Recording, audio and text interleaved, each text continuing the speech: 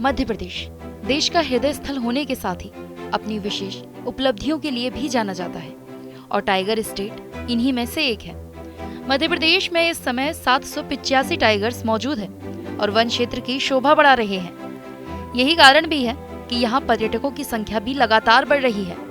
स्वच्छ पर्यावरण और सघन वन बाघों के लिए अनुकूल वातावरण बनाते हैं। बाघों के संरक्षण से इकोसिस्टम या कहें कि पूरे जंगल का संरक्षण होता है, या हम ये भी कह सकते हैं कि बाघों को बचाना पूरे इकोसिस्टम को बचाने जैसा है और मनुष्य के अस्तित्व के लिए भी बेहद जरूरी है।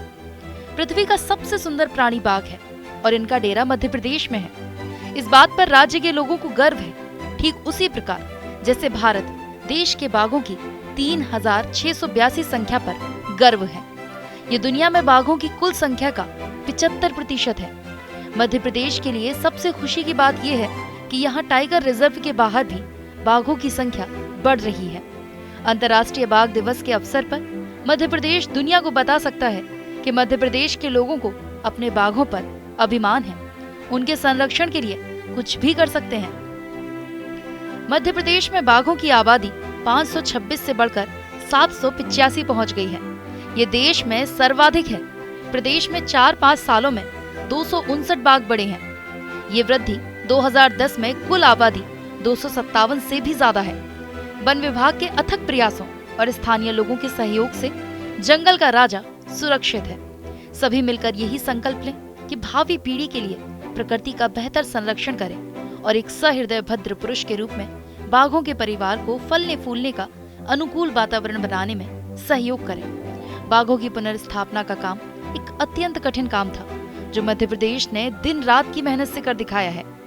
मध्य प्रदेश के बाघ प्रदेश बनने के 4 प्रमुख पहलू हैं। इसमें पहला गांव का वैज्ञानिक विस्थापन है। साल 2010 से 2022 तक टाइगर रिजर्व में बसे छोटे छोटे 200 गांव का विस्थापित किया गया है।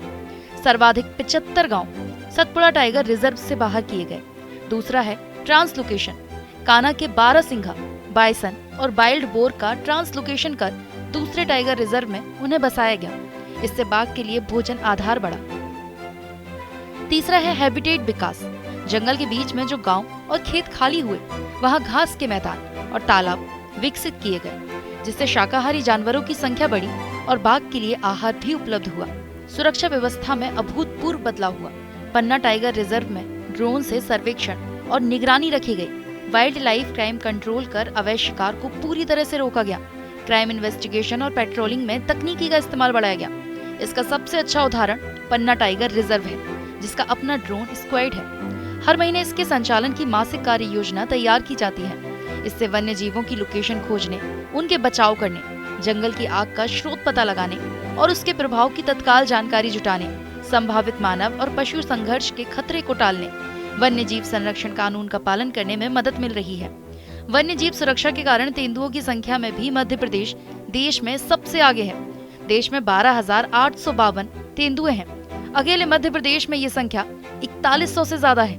देश में तेंदुओं की आबादी औसतन 60% बढ़ी है, जबकि प्रदेश में ये 80% है।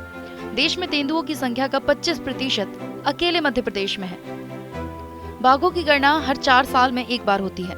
साल 2006 से बाघों की संख्या का आंकड़ा देखें तो साल 2010 में बाघों की संख्या 257 तक हो गई थी। इसे बढ़ाने के लिए बाघों की उच्च स्तरीय संरक्षण और संवेदनशील प्रयासों की आवश्यकता थी। मध्य प्रदेश को बाघ प्रदेश बनाने की कड़ी मेहनत शुरू हुई। मानव और वन्य प्राणी संघर्ष के प्रभावी प्रबंधन के लिए 16 रीजनल रेस्क्यू स्क्वाड और हर जिले में जिला स्तरीय रेस्क्यू स्क्वाड बनाए गए। बाघों की संख्या में वृद्धि 2006 के बाद से बाघों की औसत वार्षिक वृद्धि दर के अनुरूप थी। मध्य प्रदेश में 526 बाघों की सबसे ज्यादा संख्या है। इसके बाद कर्नाटक में 524 बाघों की संख्या, 442 बाघों के साथ उत्तराखंड तीसरे नंबर पर था। मध्य प्रदेश के लिए गर्व का विषय है कि साल 2022 की समय सीमा से काफी पहले ये उपलब्धि हासिल कर ली है। 21 जुलाई 2023 को प्रकृति संरक्षण के लिए अंतर्राष्ट्रीय संघ ने बाघों का पुनर्मूल्यांकन किया और नए आंकड़े जारी किए थे। इनके मुताबिक पूरी दुनिया के जंगलों में 3726 से 5578 बाघ हैं।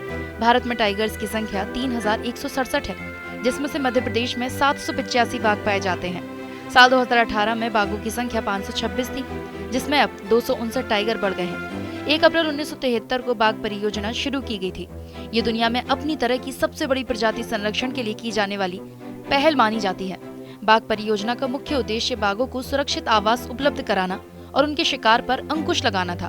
बाघों के संरक्षण के लिए पूरे देश में बाघ अभयारण्य का एक नेटवर्क बनाया गया, जिसमें मध्य प्रदेश के कान्हा सहित देश के 7 नेशनल पार्कों को शामिल किया गया। इसके बाद 1993 में बांधवगढ़, 94 में पन्ना, 99 में सतपुड़ा को टाइगर रिजर्व का दर्जा दिया गया। मध्य प्रदेश में 11 नेशनल पार्क, 7 टाइगर रिजर्व और 24 अभयारण्य हैं। इनमें सबसे नया टाइगर रिजर्व रानी दुर्गावती, जो साल 2023 में घोषित किया गया है। मध्य प्रदेश के बाघों की प्रसिद्धि दूर दूर तक रही है। इनमें सबसे खास है कान्हा रिजर्व का मुन्ना। ये अपनी सुंदरता के साथ माथे पर बने वर्धमार्क के कारण चर्चा में रहा है। मुन्ना के माथे पर प्राकृतिक रूप से कैट और पीएम लिखा हुआ है, जिसके चलते मुन्ना की दुनिया भर में अलग पहचान थी। वहीं पैच टाइगर रिजर्व की बाघिन, जिसे कॉलर वाली बाघिन के नाम से पहचान मिली थी, ये नाम रेडियो कॉलर लगाने के कारण दिया। इसे मौत के बाद सुपर मॉम नाम दिया गया था। इस बाघिन ने सबसे ज्यादा 29 बाघों को जन्म दिया, जो कि अपने आप में रिकॉर्ड है। इसी तरह से बांधवगढ़ टाइगर रिजर्व के बाघ चार्जर और बाघिन सीता पर्यटकों के आकर्षण का केंद्र रही। सीता अलग अलग तरह के पोज देती तो चार्जर पर्यटकों की गाड़ियों को देखकर दहाड़ता और अपनी ओर आकर्षित करता।